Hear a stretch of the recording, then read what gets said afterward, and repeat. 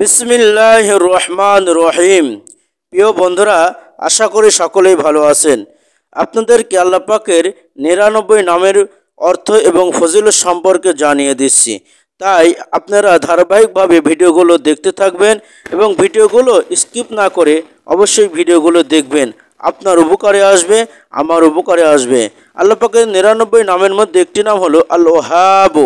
বাংলা অর্থ সব কিছু দানকারী, দানশীল, স্থাপনকারী। আল ওয়াহাবু শব্দের ফজিলত হলো যে অনাহারে ও দরিদ্রের মধ্যে দিয়ে দিন কাটায়, সে যদি এই নাম পাঠ করে কিংবা লিখে সাথে রাখে অথবা চাষ্ট নামাজের শেষে সিজদায় ৪০ বার পড়ে, তাহলে আল্লাহ তার অভাব দূর করে দিবেন। তা দেখে মানুষ হতবাক হয়ে যাবে।